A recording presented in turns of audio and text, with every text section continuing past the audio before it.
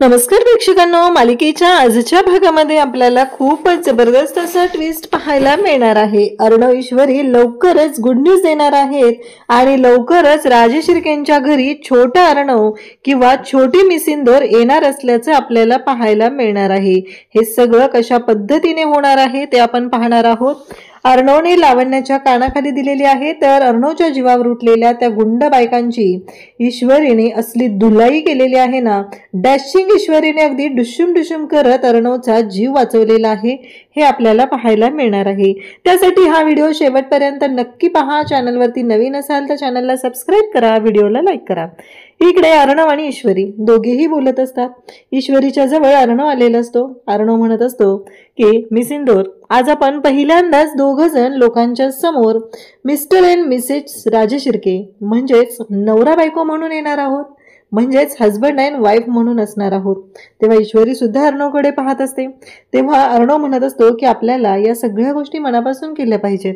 तेव्हा ईश्वरीला खरं तर छान वाटत असतं, पण ईश्वरी काय बोलणार तेवढ्यातच अर्णव बोलायला सुरुवात करतो आणि ज्या गुंड बायकांना ही कामगिरी दिलेली आहे अर्णव ईश्वरीला संपवायची, त्यांनी तर तयारी केलेलीच आहे। त्यांच्या हातामध्ये सर्विंग प्लेट ज्या आहेत त्याच्या मागच्या साईडला त्यांनी सुरा लावून ठेवलेला आहे, म्हणजे जशी संधी मिळेल तसा अर्णववरती हल्ला करायचा आहे आणि अर्णवला तिथे संपवायचं आहे, एवढंच त्यांचं चाललेलं असतं।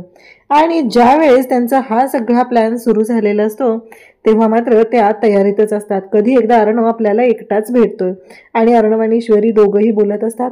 ईश्वरी म्हणत असते अर्णव सर, आणि मग अर्णव म्हणू लागतो की कसं आहे माहितीये का, मला माहितीये की आपण कसे आहोत, पण तरीही लोकांच्या समोर आपल्याला ते प्रेझेंट करावं लागणार आहे की आपण नवरा बायको आहोत, अगदी खरे नवरा बायको असल्यासारखं आपल्याला राहावं लागणार आहे, असं अर्णव ईश्वरीला सांगत असतो।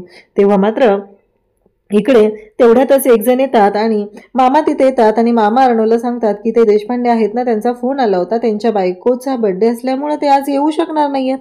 आणि इकडे अर्णव सुद्धा ईश्वरीला सांगत असतो। तेव्हा मामाला तो म्हणतो ठीक आहे, त्यांनी गिफ्ट पाठवलेलं आहे, हे सगळं ठरलेलं असतं।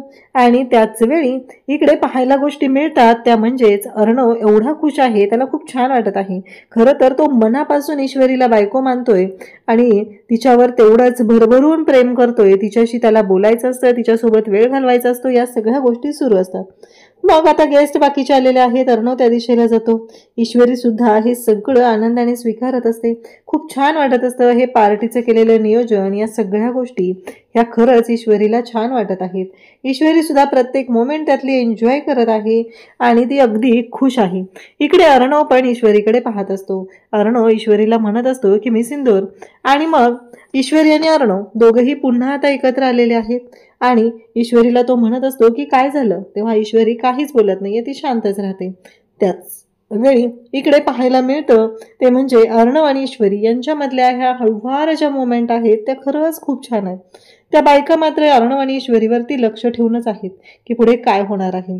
इकडे अर्णव आणि ईश्वरी या दोघांनाही छान वाटत असतं आणि दोघंही पार्टी एन्जॉय करत असतात। अर्णव सांगत असतो की ही पार्टी जी आहे ना ती स्पेशली आपल्यासाठी आहे आणि आपण प्रथमच सर्वांच्या समोर अशा पद्धतीने येणार आहोत।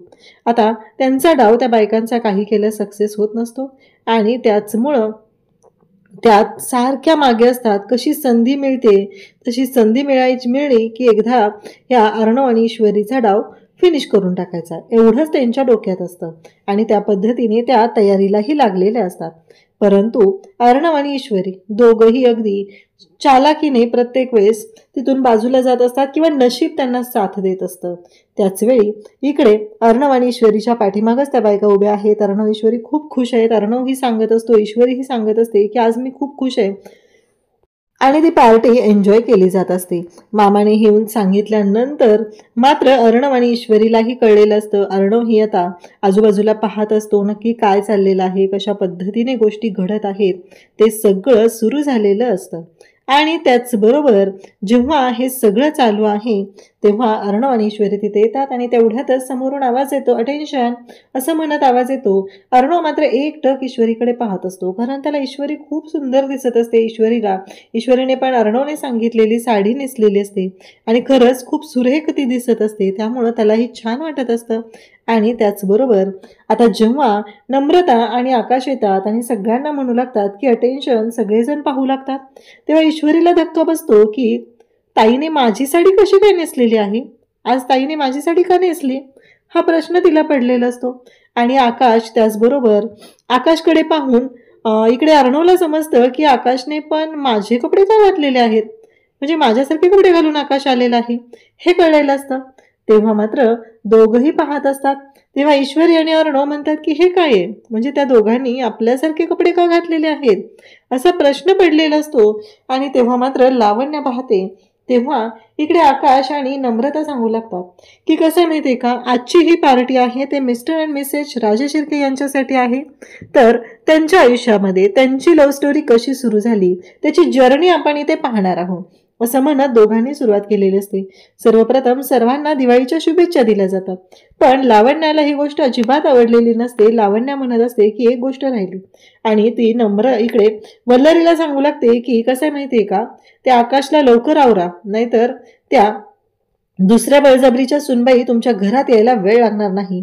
वल्लरी म्हणत असते की मी जोपर्यंत आहे ना तोपर्यंत ही गोष्ट होणार नाही असं वल्लरी स्पष्टपणे सांगत असते. मग इकडे आकाश आणि त्याचबरोबर नम्रता हे दोघेही सुरुवात करतात.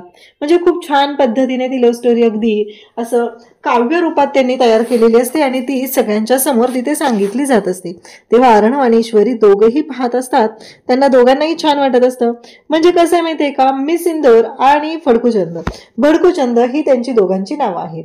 खरं तर त्यांची भेट झाली एका इंदोरला एका इव्हेंटमध्ये.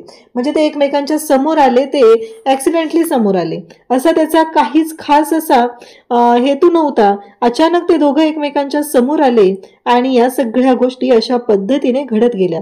हे अर्णव आणि ईश्वरीच्या बाबतीत सांगितलं जात असतं. आणि तेव्हा मात्र आता सगळ्यांनाच खूप छान वाटत असतं. फायनली या सगळ्या गोष्टी खूप छान पद्धतीने चालू असतात. आणि मग हे दोघं जण अशा पद्धतीने समोर आले आणि पुढे मग त्यांची स्टोरी अशी ही झाली. कसं आहे माहितीये का, की एक इव्हेंट होता आणि त्या इव्हेंटमध्ये ईश्वरीला तिथे यावं लागलं. म्हणजे जो पहिल्या एपिसोड मधला जो सीन असतो तो, कारण ईश्वरी तिच्या जिजूंना तिथे भेटण्यासाठी आलेली असते, कन्व्हिन्स करण्यासाठी आलेली असते की आमचं दुकान प्लीज तुम्ही आमच्याकडून घेऊ नका, कारण आमच्या बाबांसाठी ते खूप महत्वाचं आहे, म्हणून ती तिथे आलेली असते. परंतु अचानक जी गोष्ट घडलेली असते त्याच्यामुळं हे सगळं झालेलं असतं. तेव्हा मात्र आता ही गोष्ट जेव्हा चालू आहे सगळ्यांच्या समोर हे घडतंय, त्याच वेळी आता ईश्वरी पुन्हा कशी भेटली अर्णवला, तर मुंबईमध्ये भेटली. त्यावेळेस पण त्यांच्या दोघांमध्ये जोरदार भांडण झालं, कारण ईश्वरीचे हेल्मेट अर्णवच्या गाडीच्या काचेवरती पडलेलं असतं. आणि त्याच वेळी ईश्वरी मात्र आणि अर्णव यांच्यामध्ये जोरदार भांडण होतं. अर्णव तिला म्हणू लागतो की मला एक गोष्ट माहिती आहे आणि ती म्हणजेच की माझ्या या काचेचे पैसे द्यायचे आहेत. तेव्हा ईश्वरीकडे पैसे नसतात आणि ईश्वरीचं जे लॉकेट असतं ते लॉकेट खाली पडतं आणि मग ईश्वरीचं ते लॉकेट अर्णवने घेतलेलं असतं. तेव्हा मात्र ईश्वरी म्हणालेली असते की नाही, हे माझ्या आईबाबांचं आहे, तरीही अर्णवने दिलेलं नसतं. मग आता पुढची गोष्ट अशी घडते की आता हा जो राजा होता, या राजाच्याच हाताखाली काम करायची या राणीला संधी मिळाली. आता अर्णवच्या हाताखाली ईश्वरी काम करू लागली आणि मग तिथे ऑफिसमध्ये सुद्धा तिचा गडबड घोटाळा सुरू असायचा. ईश्वरी म्हणजे कशी की एकदम बडबडी, आणि त्याच्या विरोधात राजा कसा होता, म्हणजे भडकूचंद कसा होता, तर तो एकदम स्ट्रिक्ट ASR असा तो होता. तर हे सगळं सांगितलं जात असतं आणि तेव्हा मात्र त्यांची जी जर्नी खूप छान पद्धतीने मांडली जात असते. सगळेजण ऐकत असतात. आणि मग पुढे काय झालं, पुढे राजाला वाटलं की ही जी राणी आहे ती खूप हुशार आहे, म्हणून राजाने मदतीचा हात दिला म्हणजे काय केलं, तर राणीला सांगितलं की तुझ्यातलं टॅलेंट बाहेर आलं पाहिजे, तू खूप हुशार आहे असं राणीला सांगितलं. आणि मग राणीचा स्वतःचा असा सेटअप सुरू झाला, तो म्हणजे ईश्वरीने स्वतःचा स्टार्टअप सुरू केलेला असतो, ऑनलाईन बिझनेस सुरू केलेला असतो. आणि खरंच राणीने सुद्धा राजाचं हे म्हणणं ऐकलेलं आहे आणि त्यांच्या स्टार्टअपला सुरुवात झालेली आहे असं हे सांगितलं जातं.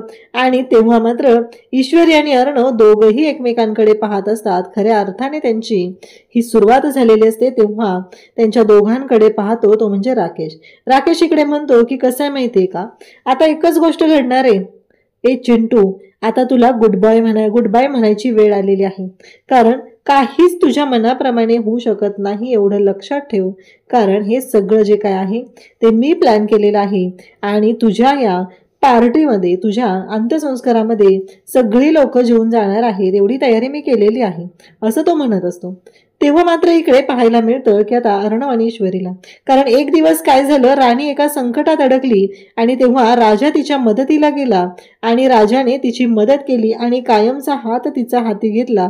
तेव्हा मात्र अर्णव आणि ईश्वरीला तो क्षण आठवतो. ईश्वरीला आठवतं ती राकेश सोबत गेलेली होती आणि राकेश सोबत गेल्यानंतर तिथे एक गोष्ट घडलेली होती आणि ती म्हणजेच की त्या हॉटेलमध्ये तिथे गेल्यानंतर इकडे त्या राकेशने ईश्वरीसाठी जो कांड केलेला असतो तो अचानक तिथे पोलिसांची धाड पडते. तिथे ईश्वरी एकटी असते, पण अर्णव ऐनवेळी तिथं पोहोचलेला असतो. अर्णवने तिच्या समोर ते मंगळसूत्र धरलेलं असतं आणि तिला सांगितलेलं असतं की हे बघ, आता एवढा एकच ऑप्शन आहे, हे मंगळसूत्र घालण्याशिवाय आपल्याकडे कोणताच ऑप्शन नाही. हे मंगळसूत्र आपल्याला घालावं लागणार आहे आणि आपल्याला लग्न करावं लागणार आहे. तुला कळतंय का, तुझ्या आईबाबांची किती बदनामी होईल, तुझ्या लक्षात येते का, असं हे बोलणं सुरू असतं. आणि तेव्हा मात्र आपल्याला पाहायला मिळतं ते म्हणजे अर्णव आणि ईश्वरीचं लग्न होतं. मग घरी आल्यानंतर आता पुन्हा देवाब्राह्मणांच्या साक्षीने सर्वांच्या समोर हे लग्न होतं आणि मग अर्णव आणि ईश्वरी दोघंही 7 जन्मासाठी एकत्र येतात. त्याच वेळी आता हे सगळं जेव्हा त्यांना आठवत असतं तेव्हा एक गोष्ट खूप छान घडते आणि ती म्हणजेच त्या दोघांनाही तो प्रसंग आठवतो जो त्यांनी पावसात दोघंही एकमेकांसोबत पूर्ण भिजलेले असतात. अर्णव सुद्धा आनंदाने त्या पावसामध्ये भिजलेला असतो. तो प्रसंग त्या दोघांना आठवतो आणि दोघांनाही आणखी एक गोष्ट आठवते, ती म्हणजे लग्नाच्या वेळेस सप्तपदी चालायच्या होत्या, त्यावेळेस ईश्वरीचा हात अर्णवने स्वतः हाती घेतलेला असतो आणि ईश्वरीसाठी हे सगळं त्याने केलेलं असतं. त्यासोबतच अर्णव आणि ईश्वरी एकमेकांकडे पाहत असतात. दोघांनाही सेम आठवणी तिथे येत असतात. दोघंही खुश असतात. म्हणजे फायनली त्यांची आत्तापर्यंतची जर्नी ही आकाश आणि नमुने समोर आणलेले असते. सगळेजण टाळ्या वाजवतात. ईशूला सुद्धा खूप छान वाटलेलं असतं. तिची नमुताई आज तिच्या रूपात समोर आलेली असते. त्याचबरोबर सगळे आलेले टाळ्या वाजवत असतात आणि कौतुक करत असतात. त्यासोबतच आपल्याला पाहायला मिळतं ते म्हणजेच अर्णव आणि ईश्वरी दोघांनीही खूप आनंदाने हे सगळं एन्जॉय केलेलं असतं. मग मामा सगळेजण तिथे जातात आणि ईश्वरी नमुला भेटायला स्टेजवरती जाते. तेव्हा अर्णव मात्र तिथे खाली बसलेला असतो आणि मग इकडे त्या ज्या बायका आहेत त्यांना राकेशने खुणवलेलं असतं, तो एकटा आहे, आता त्याचा कार्यक्रम करून टाका. मग पाठीमागून 2 बायका जातात, त्यांनाही त्यांनी त्या दुसरी त्यांची जी हेड असते तिने खुणवलेलं असतं. त्या दोघीही तिथे जातात आणि अर्णवला आता संपवायचा प्लॅन त्यांनी केलेला असतो. आणि त्याचबरोबर इकडे अर्णवच्या मागे त्या दोघी जणी येऊन उभा राहिलेल्या असतात. त्याच वेळी इकडे आता अर्णव तिथे बसलेला असतो. त्याचं लक्ष पुढे असतो. खुश असतो, तो शांत रिलॅक्स असतो. पण त्याला कुठं माहिती आहे की त्याच्याच घरात राहून त्याच्याच हातचं त्याच्याच घरचं मीठ खाऊन त्याच्या मरणाचा कट रचला जातोय ही गोष्ट त्याला माहीतच नसते. आणि त्याचबरोबर त्या बायका तिथं आलेल्या असतात. अर्णव तिथे तसाच बसून असतो, त्याला काहीच माहिती नसतं. इकडे ईश्वरी जाऊन नम्रताचं कौतुक करत असते. आकाशचं कौतुक मामा करत असतो. त्याचबरोबर अंजली करत असते आणि राकेशने हे सगळं खुणवलेलं असतं. आणि म्हणूनच त्या बायका तिथं पोहोचलेल्या असतात. राकेश पण कोणाचं लक्ष त्यांच्याकडे जाणार नाही याची पूर्वतयारी करत असतो. आणि त्याचबरोबर ईश्वरी मात्र आता नेमकी त्या बायकांनी तिथे चाकू काढलेला असतो आणि ते अर्णववरती हल्ला करणार. तेवढ्यात ईश्वरी तिथं पोचते आणि अर्णव सर चला ना असं म्हणत अर्णवला तिथून घेऊन जाते. म्हणजे एका सेकंदात आता राकेशचा डाव फेल होतो आणि ईश्वरीने तिथे येऊन अर्णवचा जीव वाचवलेला असतो. म्हणजे मामा ईश्वरी कोणी नाही कोणी प्रत्येक वेळेस अर्णवच्या मदतीला तिथे धावून येत आहे आणि अर्णवचा जीव वाचवला जात आहे. खरं तर अर्णवने कोणाचंच आत्तापर्यंत वाईट केलेलं नाही, म्हणूनच त्याच्या बाबतीत ह्या चांगल्या गोष्टी घडत आहेत. त्यानंतर इकडे पाहायला मिळतं ते म्हणजे की आता राकेशचा आणि त्या गुंड बायकांचा डाव फेल झाल्यामुळं त्यांची तोंड मात्र पाहण्यासारखी झालेली असतात. आता स्टेजवर जाऊन सगळेजण कौतुक करत आहेत. अर्णव सुद्धा कौतुक करत आहे. आणि मग मामा म्हणतो की कसं आहे, आत्तापर्यंतची स्टोरी तुम्ही दोघांनी सांगितली, पण आता पुढे काय होणार आहे त्याच्याबद्दल कोण सांगणार आहे हे बोललं जात असतं. तेव्हा मात्र इकडे नम्रता आणि त्याचबरोबर आकाश सांगू लागतात की पुढचं तर सगळ्यांना माहितीच आहे काय होणार आहे ते, असं त्या दोघांनी सांगितलेलं असतं.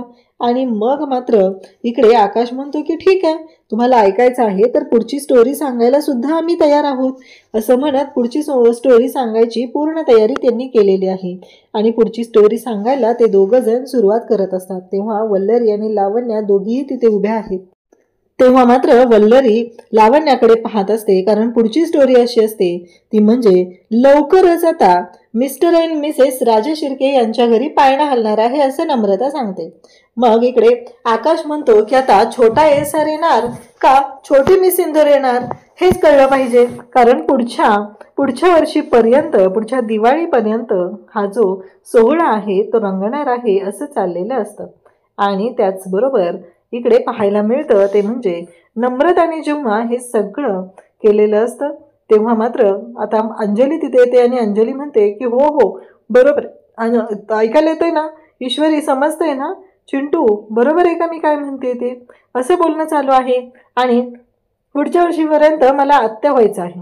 हे दोघंही म्हणत असतात की आम्हालाही प्रमोशन हवं आहे असं ते बोलत आहेत. आणि नेमकं त्याच वेळेस आता वल्लरी तिथं आहे आणि लावण्याला तर इतका राग आलेला असतो. लावण्याला ही गोष्टच पटलेली नसते, तिला खूप राग येतो आणि त्या क्षणी लावण्याने तिथे असलेला ग्लास फेकून मारलेला असतो आणि तो ग्लास फेकून देत लावण्याने एक गोष्ट केलेली असते आणि ती म्हणजेच अर्णवच्या अंगावरती ती धावून जाते आणि अर्णवला म्हणू लागते की हे सगळं काय चाललेलं आहे, हे स्टॉप इट. तेव्हा अर्णव म्हणतो म्हणजे, तेव्हा ती म्हणते की ज्या मुलीची अजिबात लायकी नव्हती त्या मुलीला तू बायको म्हणून घेऊन आलेला आहे, ती डिझर्वच करत नाही आहे हे सगळं, कारण हे तिच्या आयुष्यात घडू शकत नाही असं ती बोलते. आणि तेव्हा मात्र इकडे या सगळ्या गोष्टी घडत असतात आणि लावण्या म्हणत असते की माझ्या आयुष्यातलं सुख तिने हिरावून घेतलेलं आहे, हे माझं सुख होतं, हे मला हवं होतं आणि तिनं माझ्या आयुष्यातलं सुख हिरावून घेतलेलं आहे आणि तरीही तुम्हाला असं वाटतं की मी तिला प्रत्येक वेळेस माफ केलं पाहिजे. अरे काय आहे हे, गावच्या कुठली गावंढळ मुलगी तुझ्या आयुष्यात आली आणि तुला काय वाटतं की हे सगळं तुझं चांगलं झालेलं आहे? कधीतरी विचार कर, कारण तू माझा विचार कधी केलाच नाही, कारण यांनी तर अर्धी स्टोरी सांगितलेली आहे, ऐनवेळी काय घडलं ते सांगितलंच नाहीये. कसं सांगतील ना, बघ ना तू विचार कर काय घडलेलं होतं, कारण यांना कधी वाटलंच नाहीये. आणि बघ ऐन माझ्या लग्न मंडपातून तू निघून गेलास आणि या ईश्वरीसोबत लग्न करून आला, माझी अवस्था काय झाली असेल, या गावच्या मुलीला तू घेऊन आलास. तेव्हा अर्णव म्हणतो की बास, स्टॉप इट लावण्या, हे अति होते, हे मी ऐकून घेऊ शकत नाही, माझ्या बायकोबद्दल इतकं टॉलरेट केलेलं मी सहन करणार नाही असं इकडे बोललं जातं. आणि तेव्हा मात्र आता धक्का बसलेला असतो. ईश्वरी त्याचबरोबर अर्णव यांना आणि खानदिशी कानाखाली लावण्याच्या बसलेली असते आणि लावण्या भानावर येते.